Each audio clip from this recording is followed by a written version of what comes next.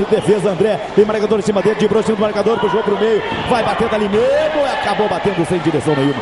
A bola cai assim pela linha de fundo. Está jogando para ali com o Rica, pro lado direito, pro lado canhoto. Joga na frente ali com o Rudy, não teve dentro da bola, saiu pela linha de lado, lateral conversa que da Pinheirinho cobrar pelo lado direito de defesa. Tita repõe para o jogo, está jogando ali com o André. André joga mais na frente, ele saiu, Everaldo, para fazer defesa sem perigo nenhum. Está jogando com o Neizinho lá pro lado direito de defesa. Neizinho vai bater dali mesmo, ele bate e fez o corte por ali. Fabiano, tiro de primeira, saindo pela linha de fundo do goleiro Everaldo. O goleiro Everaldo trabalha a bola, joga mais na frente ali procurando o Rudinho. Ele prende a bola, não teve o domínio da bola, ficou pequena a quadra para ele. Lateral favorece Pirinho, cobrar, já sai jogando Fabiano. Joga mais na frente ali com o Tita, de broxinho do marcador. Rudinei chegou fazendo a proteção, ainda o Rudinei vai proteger. Chegou o Tita ali, não teve o domínio da bola, que não teve a marcação ali. A bola acabou saindo pela linha de fundo. Sai o goleiro Everaldo ali, vai ter pressa, não tem pressa nenhum.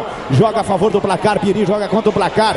Joga mais na frente, ele vai ser o goleiro Juninho para fazer a defesa. Bateu de soco, saindo pela linha de lado. Lateral favorece a equipe do Sonho Dourado. Cobrar, já está jogando o Negão, jogou mais atrás ali com o Nico, pegou de primeira, acabou desviando da zaga da Pinheirinho. O árbitro disse que não desviou, ficou fato o goleiro Juninho. Vai ser jogando o Rato por ali, sai jogando, já pediu a bola por ali. André joga mais na frente ali, procurando Zequiel, ninguém subiu, a bola acabou caindo no chão e saindo pela linha de fundo. Ficou fácil pro goleiro Everaldo. Pinheirinho vai ter que colocar essa bola no chão, vai ter que trabalhar a bola, vai ter que tocar, porque desse jeito aí não vai ser fácil de fazer o gol do empate, Vicente.